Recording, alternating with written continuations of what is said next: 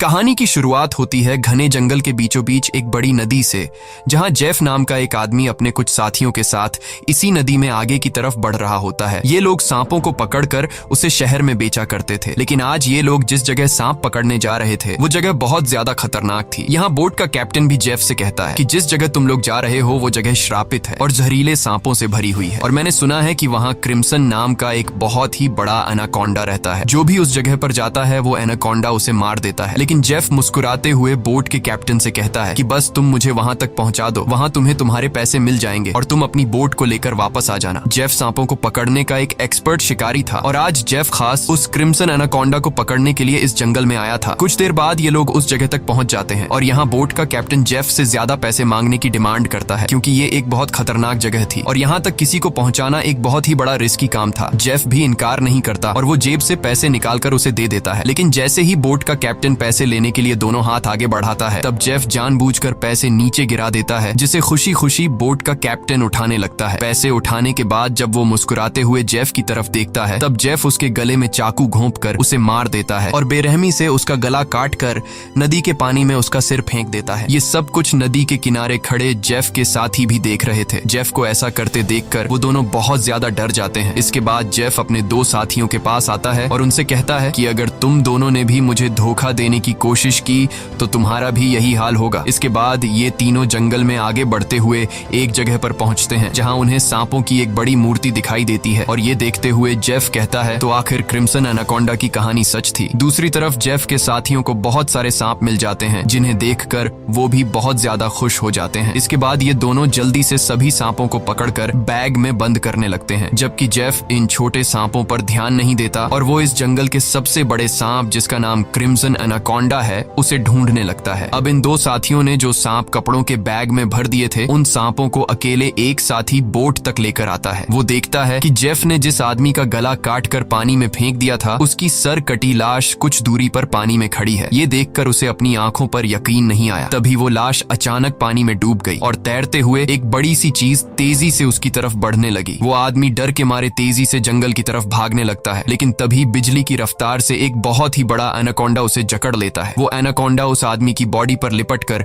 उसकी हड्डियां तोड़ देता है और अपना बड़ा सा मुंह खोलकर उसे खाने लगता है। दूसरी तरफ हम उस आदमी के दूसरे साथी को देखते हैं, जो सांपों से भरे एक बैग को लेकर जंगल में आगे की तरफ बढ़ रहा होता है। तभी वो अचानक एक जगह पर रुककर कुछ ऐसा देख लेता है जिससे वो बहुत ज्यादा डर जाता है। असल में उसने उसी बड़े एनाकोंडा की बॉडी को रेंगते हुए देख लिया था। जैसे ही वो एनाकोंडा एक पेड़ पर चढ़ रहा था, तो उसके पेट को देखकर साफ लग रहा था कि उसने किसी इंसान को जिंदा निगल लिया है। अब इससे पहले कि वो आदमी अपनी जान बचाकर भाग पाता, तभी वो एनाकोंडा उसके साथी की लाश को उगल देता है। इसके बाद वो सांप उस आदमी को भी पकड़ लेता है। वो सांप उस आदमी को जकड़कर जोर से दबाता है और पेड़ से लिपटकर उस आदमी को भी खाने लग जाता है। ये सब कुछ ही दूर से जेफ भी देख रहा होता है और ये देखकर जेफ अपने साथी को बचाने के बजाय खुश हो रहा था, क्योंकि जेफ भी यही चाहता था कि कोई उस सांप का चारा बन जाए और जब चारे को खाते समय सांप का ध्यान भटक जाए, तब जेफ सांप को बेहोश करके मार दे। इसके बाद जेफ अपना शॉटगन निकालकर सांप को बेहोश करने ही वाला था कि तभी अचानक जंगल के सभी जानवर और बर्ड्स शोर मचाने लगे, जिनकी आवाज सुनते हुए वो एनाकोंडा अपने शिकार को ऐसे ही छोड़कर चला जाता है। आखिर कुछ तो ऐसा था जिससे जंगल के सभी जानवर डर रहे थे। अब यहाँ सीन कट होता है और हमें एक सर्कस शो दिखाया जाता है। ये सर्कस अब बंद होने के कगार पर था। कोई भी इस सर्कस को देखने का इंटरेस्ट नहीं रखता था। यहाँ सर्कस के मालिक के पास बिली यांग नाम का एक लड़का आता है, जो सर्कस के मालिक को पैसों से भरा हुआ एक सूटकेस देकर सर्कस में काम करने वाले सभी लोगों को खरीद लेता है, क्योंकि उसने थाईलैंड जाकर एक नया सर्कस खोलने का प्लान बनाया हुआ था। सर्कस के लोग बिली यांग के पास इतने सारे पैसे देखकर परेशान हो जाते हैं, क्योंकि आज से कुछ साल पहले बिली यांग बहुत गरीब हुआ करता था। वो भी इन लोगों के साथ मिलकर सर्कस में काम किया करता था, लेकिन पता नहीं कि बिली यांग अब कौन सा ऐसा काम करने लगा जिससे वो रातों रात इतना अमीर हो गया। अगली सुबह बिली यांग बोट के जरिए सभी लोगों को थाईलैंड ले जाने का प्लान बनाता है। अब क्योंकि बिली यांग ने इन सभी लोगों को खरीद लिया था, इसलिए ये सभी उसकी बात मानकर बोट में बैठ जाते हैं और बोट का कैप्टन बोट को चलाने लगता है। रास्ते में बिली यांग बाथरूम में छिपकर किसी को कॉल करता है और कॉल पर वो सामने वाले से कहता है कि डिलीवरी तैयार है, जल्द ही मैं इन लोगों को लेकर तुम्हारे पास पहुंच जाऊंगा। बिली यांग की इन बातों से हमें पता चलता है कि वह बोट पर मौजूद लोगों के साथ कुछ गलत करने वाला है। कुछ दूर आगे जाने के बाद ये लोग देखते हैं कि आगे का रास्ता बंद है, जहां लकड़ी और कई सारे कंटेनर्स रखकर किसी ने रास्ता रोक दिया था। तब बोट का कैप्टन कहता है कि हम दूसरे रास्ते से जा सकते हैं, लेकिन उस रास्ते से जाते हुए हमें थाईलैंड पहुंचने में बहुत टाइम लगेगा। इसलिए बिली यांग को कैप्टन का आइडिया पसंद नहीं आता। वो कैप्टन को धमकी देता है कि जो भी हो हमें वक्त पर थाईलैंड पहुंचना है, क्योंकि वहां हमारा शो है जिसके पैसे मैं एडवांस ले चुका हूं। अगर हमने शो नहीं किया तो हम बर्बाद हो जाएंगे। कैप्टन कहता है कि अगर तुम लोग लंबे रास्ते से नहीं जाना चाहते तो फिर हमारे पास यही एक रास्ता है। वह कहता है कि हम इन सारी चीजों को बॉम्ब से उड़ा देंगे और अपना रास्ता बनाकर यहाँ से निकल जाएंगे। बिली यांग को कैप्टन की बात ठीक लगती है और वो इसके लिए तैयार हो जाता है, लेकिन उन्हें पता नहीं था कि ये लोग कितनी बड़ी गलती करने जा रहे हैं। इसके बाद ये लोग कंटेनर्स के पास बॉम्ब रखते हैं और फिर उन्हें रिमोट से उड़ा देते हैं। ऐसा करने से उनका रास्ता तो साफ हो गया, लेकिन धमाके की वजह से ढेर सारे सांप उनके बोट पर गिर जाते हैं, क्योंकि उन सभी कंटेनर्स में सांप भरे थे। डर के मारे ये लोग यहाँ वहाँ भागने लगते हैं। अब पूरी बोट सांपों से भर चुकी थी और ये सांप बोट पर मौजूद लोगों को डसने लगते हैं। यहाँ लेनी नाम की एक लड़की समझदारी से काम लेते हुए पाइप के जरिए प्रेशर से पानी खोल देती है और अपने आसपास जितने भी सांप होते हैं सबको बोट से नीचे पानी में गिरा देती है। बिली यांग डर के मारे बोट के बाथरूम में छिप जाता है, लेकिन तभी अचानक बाथरूम की छत टूट जाती है और बहुत सारे सांप बिली यांग के ऊपर गिर जाते हैं। उनसे बचने के लिए वह नदी में कूद जाता है और तैरते हुए किनारे तक पहुंचता है, लेकिन वहां पर भी एक किंग कोबरा उसके सामने आ जाता है। अब इससे पहले कि वो किंग कोबरा बिली को काट पाता, तभी कोई आदमी सांप पर पैर रखकर उसे कुचल देता है और बिली यांग की जान बचा लेता है। यह इंसान कोई और नहीं बल्कि जेफ था। अब जेफ ने बिली की जान बचाई थी, इसलिए बिली उसे अपने बोट पर ले आता है। जेफ यहाँ सभी से झूठ कहता है कि मैं एक वाइल्ड एक्सप्लोरर हूँ और एक एक्सीडेंट की वजह से यहाँ जंगल में फंस गया हूँ। तभी सर्कस के एक आदमी जिसका नाम जियाओ है, उसके कान में तेज दर्द होने लगता है। दर्द इतना ज्यादा था कि वह नीचे गिर जाता है। जब जेफ उसके कान में गौर से देखता है तो उसे पता चल जाता है कि जियाओ के कान में तकलीफ क्यों हो रही है। इसके बाद जेफ अपनी उंगली पर एक कट लगाकर उसे जियाओ के कान के पास ले जाता है और तभी जियाओ के कान से एक पतला जहरीला सांप निकलकर जेफ की उंगली को काट देता है, लेकिन सांप के काटने के बावजूद जेफ को कुछ नहीं होता और वह उस पतले सांप को पानी में फेंक देता है। ये देखकर लेनी बहुत हैरान हो जाती है और सोचने लगती है कि आखिर सांप के काटने के बाद भी जेफ पर जहर का असर क्यों नहीं हुआ। लेनी भी सांपों के बारे में जानकारी रखती थी। वह जानती थी कि एक सांप के जहर से इम्यून होने के लिए इंसान को बहुत सारा सांप का जहर अपने शरीर में डालना पड़ता है, तब जाकर उस इंसान पर सांप के जहर का असर नहीं होता। ये सारी चीज वह बिली यांग को भी बताती है और कहती है, मुझे जेफ ठीक नहीं लग रहा। तुमने भी देखा कि सांप ने उसे उंगली पर काटा, लेकिन जेफ को कुछ नहीं हुआ। लेकिन बिली यांग लेनी की बातों पर ध्यान नहीं देता और कहता है कि हमें जेफ का शुक्रिया अदा करना चाहिए, क्योंकि उसने मेरी और हमारे एक साथी की जान बचाई है। दूसरी तरफ जेफ इस बोट के कैप्टन से मिलता है। जेफ बोट के कैप्टन को ढेर सारे पैसे देकर एक नक्शा दिखाता है और बोट के कैप्टन से कहता है कि अगर तुमने मुझे नक्शे पर बताई गई जगह पर पहुंचाया तो मैं वहां पहुंचकर तुम्हें और भी ढेर सारे पैसे दूंगा। कैप्टन उस जगह का नाम सुनते ही बंदूक उठाकर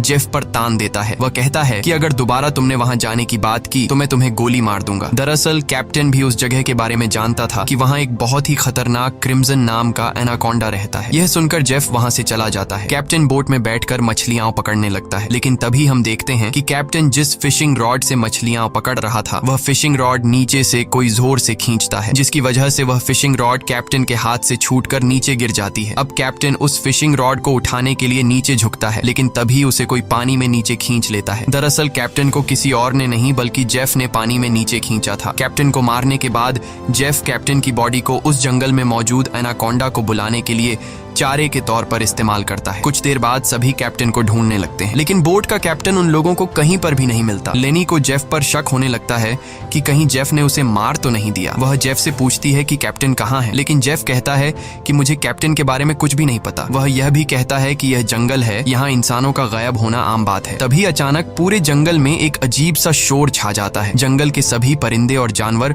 शोर मचाकर भागने लगते हैं। तभी एकदम से उन सबको पानी में कुछ अजीब सी हलचल सुनाई देती है। एक साथी कहता है कि यह आवाज कैसी है। तब जेफ खुश होकर कहता है कि कुछ बड़ा आने वाला है। जेफ की खुशी से ये साफ जाहिर हो रहा था कि जैसे वह इस आने वाले खतरे का इंतजार कर रहा था। तभी हम देखते हैं कि नदी की गहराई में एक बहुत ही बड़ा एनाकोंडा जेफ के लगाए जाल की तरफ बढ़ रहा है। जेफ का लगाया हुआ फिशिंग रॉड जोरों से नीचे की तरफ खींचता है। अब जेफ एनाकोंडा को पकड़ने के लिए फिशिंग रॉड को पकड़ने की कोशिश करता है, लेकिन वह एनाकोंडा इतनी आसानी से जेफ के जाल में कहां फंसने वाला था। तभी वह एनाकोंडा उनके सामने आ जाता है। यह एनाकोंडा आकार में बहुत बड़ा और बेहद डरावना था, जिसे देखकर सबके गले में सांसें अटक जाती हैं। जेफ ने जो फिशिंग रॉड की रस्सी पकड़ी हुई थी, एनाकोंडा उस रस्सी को जोर से खींचता है, जिससे जेफ नीचे पानी में गिर जाता है। वह एनाकोंडा जेफ को पानी में इधर उधर पटकने लगता है, लेकिन जेफ इतनी आसानी से हार मानने वाला नहीं था। वह खुद को बचाने के लिए तैरते हुए उसी नदी में मौजूद एक छोटी बोट पर चढ़ जाता है और एनाकोंडा को पकड़ने वाले जाल की रस्सी को उसी बोट से बांध लेता है। अब वह बोट पर खड़े होकर एक नुकीले औजार से उस एनाकोंडा पर वार करता है, लेकिन उस वार से एनाकोंडा पर कुछ ज्यादा असर नहीं होता। एनाकोंडा जेफ को पकड़ लेता है। वह एनाकोंडा जेफ के साथ साथ उस बोट के ऊपर लिपटकर नीचे पानी में डुबो देता है। दूर खड़े ये लोग यह सब कुछ देख रहे थे और उन्हें लगता है कि जेफ मारा गया, लेकिन अगले ही पल जेफ तैरता हुआ पीछे से वापस बोट में आ जाता है। ये देखकर सभी लोग हैरान रह जाते हैं। अब जेफ फिर से पानी में एनाकोंडा ढूंढने लगता है, लेकिन उसे नहीं पता था कि एनाकोंडा अब पानी में नहीं बल्कि उसके पीछे बोट की छत पर है। एनाकोंडा सबके सामने अपने मुंह से कैप्टन की बॉडी को उगल देता है। ये देखकर बोट पर सभी लोग बहुत डर जाते हैं। ये लोग एनाकोंडा से खुद को बचाने के लिए इधर उधर भागने लगते हैं। वह एनाकोंडा कमरे में बंद सर्कस के 2 साथियों को मारने ही वाला था कि तब भी पीछे से जेफ हाथ में एक नुकीला औजार लिए एनाकोंडा पर हमला कर देता है, जिससे एनाकोंडा और भी ज्यादा गुस्सा हो जाता है और अब एनाकोंडा जेफ की तरफ बढ़ने लगता है। लेकिन जेफ एनाकोंडा से खुद को बचाते हुए उससे छिप जाता है, मगर एनाकोंडा भी जेफ का पीछा नहीं छोड़ता। वह जेफ को ढूंढने के लिए बोट के अंदर घुस जाता है, जहां बोट के अंदर सर्कस के बाकी लोग भी छिपे हुए थे। लकीली एनाकोंडा बिली और डायना को देख नहीं पाता। वह उनके ऊपर से रेंगते हुए खिड़की से होकर बोट से बाहर निकल जाता है। ये सभी लोग बोट के कोने कोने में छिपे हुए थे। एनाकोंडा इन लोगों को ढूंढते हुए जब बाथरूम की तरफ जाता है तो वह एक बच्चे और जियाओ को देखता है। एनाकोंडा तुरंत उन दोनों पर हमला कर देता है, लेकिन यह दोनों खुद को बचाते हुए वहां से निकल जाते हैं। अब उनके पास लेनी भी पहुंच जाती है। जैसे ही एनाकोंडा लेनी पर हमला करता है, तब जियाओ समझदारी से काम लेते हुए एनाकोंडा के सिर के आगे एक मटका लाता है, जिससे एनाकोंडा का सिर मटके के अंदर फंस जाता है। मटके से अपना सिर निकालने के लिए एनाकोंडा तड़पने लगता है और इसी हलचल में यहाँ पर केरोसिन ऑयल का गैलन गिर जाता है। एनाकोंडा अपने सिर से मटके को निकालने के लिए पूरी तरह से बेकाबू हो जाता है। वह यहाँ वहां खुद को मारता है और आखिर में वह अपने सिर को बोट से पटक कर मटके को तोड़ देता है, जिससे उसका सिर आजाद हो जाता है। लेकिन आजाद होते ही पीछे से जेफ एनाकोंडा के गले में रस्सी का फंदा डाल देता है। इससे पहले कि जेफ उस एनाकोंडा को पकड़ पाता, तभी नीचे केरोसिन ऑयल गिरने की वजह से बोट में आग लग जाती है और आग धीरे धीरे बढ़ते हुए बोट में रखे बमों तक पहुंच जाती है, जिससे बोट में ब्लास्ट होने लगते हैं। तभी बोट में एक बहुत ही बड़ा ब्लास्ट होता है। अब बोट पर मौजूद सभी लोग खुद को बचाने के लिए पानी में कूद जाते हैं, लेकिन जेफ ने एनाकोंडा के गले में रस्सी बांधी थी, जिस वजह से वो भाग नहीं पाता और आग में जलकर मर जाता है। ये लोग जैसे तैसे तैरते हुए नदी के किनारे तक पहुंच जाते हैं। जहाज को जलता देखकर बिली यांग रोने लगता है। वह इस वजह से रोता है कि ये लोग अब समय पर थाईलैंड नहीं पहुंच पाएंगे। सर्कस के बाकी लोग बहुत ज्यादा डरे हुए थे, क्योंकि ये सभी जंगल के बीचों बीच थे और अब उनके पास वापस जाने के लिए बोट भी नहीं था। लेनी समझ चुकी थी कि इन सब का जिम्मेदार जेफ है। उसने इनके जहाज को एक जाल के तौर पर इस्तेमाल किया। वह जेफ से कहती है, अगर तुमने ऐसा न किया होता तो यह इतना बड़ा खतरा हम पर न आता। जेफ जवाब में कहता है कि तुम लोग जानते भी हो कि इस एक एनाकोंडा की कीमत कितनी है। अगर तुम लोगों ने इसे पकड़ने में मेरा साथ दिया होता तो आज हम सब करोड़पति होते। पैसों का नाम सुनते ही बिली यांग की आंखें चमक उठती हैं। वह थाईलैंड जाने का प्लान कैंसिल कर देता है और दौड़कर जेफ के पास आता है और कहता है, मैं तुम्हारे साथ हूँ। बताओ इस एनाकोंडा को पकड़ने के लिए हम क्या कर सकते हैं और हमें पैसे कैसे मिलेंगे। उसके बाद जेफ एक मैप निकालता है और उन्हें दिखाते हुए कहता है, अगर तुम लोग मेरी मदद करोगे तो इस मैप के जरिए मैं तुम्हें 1-2 दिन के अंदर थाईलैंड पहुंचा दूंगा। अब यहाँ बिली यांग और टीम के बाकी लोग जेफ के बोट तक जाने के लिए मान जाते हैं, लेकिन लेनी को जेफ पर बिल्कुल भी भरोसा नहीं था, इसलिए वह वहां जाने से इनकार कर देती है। तभी सर्कस टीम की एक लड़की की तबीयत अचानक खराब होने लगती है। जब बिली यांग उसके कंधे को देखता है तो उन्हें पता चलता है कि उस लड़की को एक बहुत ही खतरनाक मकड़ी ने काटा है, जिसके जहर से वो मर भी सकती थी। ये देखकर जेफ वहां पर मौजूद सभी लोगों से कहता है, मेरे पास एक ऐसी दवाई है जिससे उस लड़की का इलाज हो सकता है, लेकिन वह दवाई मेरे बोट में रखी गई है। अगर तुम इसका इलाज करना चाहते हो तो तुम्हें मुझे मेरी मेरी बोट तक पहुंचाना होगा। अब न चाहते हुए भी लेनी जेफ के साथ चलने को तैयार हो जाती है। कई घंटों के सफर के बाद जब एक साथी नदी का पानी पीने लगता है तब जेफ उसे रोक देता है और जेफ सभी से कहता है, यहाँ का पानी कभी भी मत पियो। यहाँ के पानी में ऐसे कीड़े हैं जो पानी पीते समय इंसान के अंदर चले जाते हैं। इसके बाद वो कीड़े उस इंसान के अंदर ऐसी प्यास लगाते हैं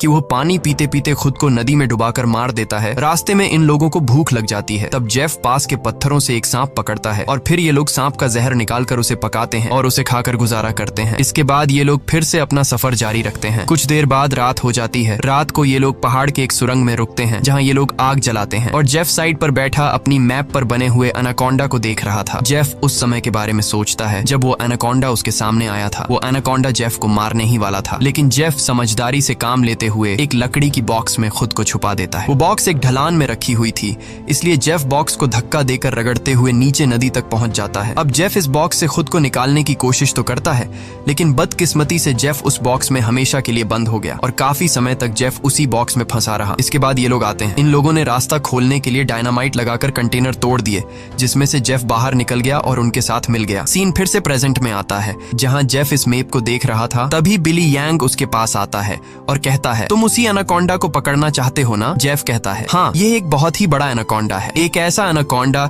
जो इस पूरे जंगल का राजा है। यहाँ के सभी जानवर इस एनाकोंडा से डरते हैं। इसने दुनिया के बड़े बड़े शिकार किए हैं, यहाँ तक कि इसने अपने ही जैसे बड़े बड़े एनाकोंडा को मार गिराया, और अगर हम उसे पकड़ने में कामयाब हुए तो हम रातों रात मिलियनेयर बन जाएंगे। पैसों का सुनते ही बिली यंग कहता है, मैं आपके साथ उस एनाकोंडा को पकड़ने के लिए तैयार हूँ। अब काफी रात हो जाती है और ये सभी लोग सो जाते हैं। तभी सर्कस के एक साथी की किसी अजीब सी आवाज से आंख खुलती है। वो देखता है कि उसका भाई यहाँ नहीं है। अपने भाई को ढूंढते हुए वो उस सुरंग से बाहर आया और उसे ढूंढते हुए नदी के पास जाता है, जहाँ वो देखता है कि उसका भाई अपने आप को नदी के पानी में डुबाने की कोशिश कर रहा है। ये आदमी उसे ऐसा करने से रोकता है, पर उसका भाई इसकी कोई बात नहीं सुनता। और तब वो देखता है कि उसके भाई की नाक से कुछ अजीब से कीड़े निकल रहे हैं, जिसे देखकर वो समझ जाता है कि इसने इस नदी का पानी पी लिया है। जो कि जेफ ने बताया भी था कि इस नदी का पानी पीने के बाद उस पानी के अंदर मौजूद कीड़े उस इंसान को इतनी प्यास लगा देते हैं कि वो इंसान खुद को उस पानी के अंदर डुबाने पर मजबूर हो जाता है। और ठीक ऐसा ही होता है। अपने भाई को मरा हुआ देखकर ये आदमी बहुत ज्यादा रोता है और वापस सुरंग में आ जाता है। अगली सुबह ये लोग दोबारा अपने सफर पर निकल जाते हैं। कई घंटों का सफर तय करने के बाद ये लोग एक नदी के पास पहुंच जाते हैं और अब इन लोगों को अपनी मंजिल तक पहुंचने के लिए उस नदी में से होते हुए पैदल जाना पड़ेगा। अब ये लोग पहले तो उस नदी में उतरने से काफी ज्यादा डर रहे थे, लेकिन कोई दूसरा रास्ता न होने की वजह से मजबूरन इन लोगों को उस नदी में उतरना पड़ता है। थोड़ा ही आगे जाने के बाद अचानक एक लड़का नीचे की तरफ इशारा करता है और हम देखते हैं कि इन लोगों को एक बड़े एनाकोंडा ने चारों तरफ से घेर लिया है। इनका एक साथी जिसका भाई रात को ही मरा था, वह डर के मारे सबके पीछे आ रहा था, लेकिन तभी पीछे से एक बड़ा एनाकोंडा उस पर हमला कर देता है और उसे बुरी तरह से जकड़ लेता है। लेनी उसकी मदद करने के लिए आगे बढ़ती है, पर वह ज्यादा कुछ नहीं कर पाती क्योंकि उसके पहुंचने से पहले ही एनाकोंडा उस आदमी की हड्डियों को तोड़ चुका था और फिर वह एनाकोंडा उस आदमी को अपने साथ पानी में डुबा देता है। अब ये लोग अपनी जान बचाने के लिए नदी में आगे की तरफ भागने लगते हैं। कुछ देर बाद आखिर ये सब लोग जेफ की बोट तक पहुंच जाते हैं, जहां जेफ अपने वादे के मुताबिक उन लोगों को उस लड़की के लिए एंटीडोट दे देता है जिसे कंधे पर जहरीली मकड़ी ने काटा था। अब यहाँ से थाईलैंड की जमीन भी काफी करीब थी और ये सभी थाईलैंड जाने के लिए निकलते हैं, लेकिन तभी जेफ उन लोगों को रोक देता है। दरअसल जेफ इसलिए इन लोगों को इस जगह पर लाया था ताकि वो इन लोगों को चारे की तरह इस्तेमाल कर सके। जेफ उन सब लोगों से कहता है कि मैं तुम सब लोगों को वादे के मुताबिक सही सलामत यहाँ तक ले आया हूँ, लेकिन अब तुम लोगों को भी अपना वादा पूरा करना होगा, तुम्हें मेरी मदद करनी होगी। तब वो छोटा बच्चा जेफ से कहता है कि अगर तो तुम्हारी ये मदद उस एनाकोंडा से जुड़ी है तो हम तुम्हारी कोई मदद नहीं करेंगे। इनकी ये बातें सुनते ही जेफ अपनी बंदूक निकाल लेता है और बिली यांग भी चाकू निकालकर उसका साथ देने लगता है। बिली यांग सभी से कहता है कि जेफ जो भी कह रहा है तुम्हें उसकी बात माननी चाहिए। यहाँ लेनी कहती है कि तुम लोग पागल तो नहीं हो गए हो, उस एनाकोंडा को पकड़ना बहुत मुश्किल है, क्यों तुम लोग अपनी जान से हाथ धोना चाहते हो? जेफ कहता है, हाँ तुम ठीक कह रही हो, उस एनाकोंडा को पकड़ना मुश्किल तो है पर नामुमकिन नहीं, क्योंकि उस एनाकोंडा को खाते हुए जब उसका ध्यान भटक जाए तब उसे पकड़ा जा सकता है। उसके बाद बिली यांग और जेफ सर्कस टीम के 2 लोगों को रस्सी से बांधकर सांप का चारा बनाते हैं। वह बच्चा बिली यांग से कहता है, तुम ऐसा क्यों कर रहे हो? सोचो अगर हम लोग मर गए तो तुम्हारी सर्कस में कौन परफॉर्म करेगा? ये सुन सुनकर बिली यांग जोर जोर से हंसने लगता है और उस बच्चे से कहता है कि क्या तुम लोगों ने कभी सोचा नहीं कि मैं इतनी जल्दी कुछ ही सालों में इतना अमीर कैसे हुआ? अरे पागलो, मैं तुम लोगों को थाईलैंड में सर्कस के लिए थोड़ी लेके जा रहा था। मैं तो तुम्हारी बॉडी के ऑर्गन्स को बेचकर बहुत सारा पैसा कमाने वाला था और यही मेरा बिजनेस है। लेकिन अब देखो, मैंने अपना प्लान चेंज कर दिया। अब मैं जेफ के साथ मिल गया हूँ क्योंकि मैं जानता हूँ कि तुम्हारे बॉडी पार्ट्स से भी ज्यादा पैसे मुझे ये एनाकोंडा दे सकता है। दूसरी तरफ जेफ ने उन दो लड़कियों को भी बांध दिया था और अब वो एक लड़की से बदतमीजी करने लगा था। अब यहाँ वो लड़की समझदारी से काम लेते हुए ऐसा दिखाती है कि वो जेफ का साथ देना चाहती है। जेफ उसकी चाल को समझ नहीं पाता। वो लड़की जेफ के करीब आकर जेफ के बालों में हाथ मारने लगती है और मौका मिलते ही वो लड़की जेफ की पॉकेट से गन निकालकर जेफ पर तान देती है। अब वो लड़की जैसे ही जेफ को शूट करती है तो बंदूक से गोली नहीं चलती क्योंकि उसको बंदूक का लॉक खोलना नहीं आ रहा था। अब जेफ गुस्से में आकर उससे बंदूक छीन लेता है और उसी लड़की पर तान कर उसे मारने ही वाला होता है कि तब तक लेनी ने भी खुद को आजाद कर लिया था और वो एक शीशे के नुकीले टुकड़े से जेफ के पेट पर वार करती है। अब जेफ लेनी को धक्का देकर पीछे धकेल देता है, लेकिन तब वो दूसरी लड़की भी जेफ पर हमला कर देती है और पीछे से लेनी भी जेफ से बंदूक छीनने की कोशिश करती है। इसी हाथापाई में गोली चलने की आवाज आती है, लेकिन पता नहीं चल पाता कि ये गोली किसको लगी। दूसरी तरफ हम उन दो लोगों को देखते हैं जिन्हें बिली यांग ने एनाकोंडा के लिए चारा बनाया था। वो दोनों बेचारे डर के मारे तड़प रहे होते हैं। कुछ देर बाद एक बड़ा सा एनाकोंडा उन दोनों को खाने के लिए धीरे धीरे उनकी तरफ बढ़ने लगता है, जबकि दूर खड़ा बिली यांग मजे से ये सारा नजारा देख रहा था। बिली यांग इंतजार में था कि कब वो एनाकोंडा उन पर हमला करेगा और मैं रस्सी को खींचकर उस एनाकोंडा को पकड़ लूंगा। लेकिन वो ये नहीं जानता था कि जहां पर वो खड़ा है ठीक उसके ऊपर से एक दूसरा एनाकोंडा उस पर हमला करने के लिए आगे बढ़ रहा है। अब इससे पहले कि बिली यांग उस एनाकोंडा को देख पाता,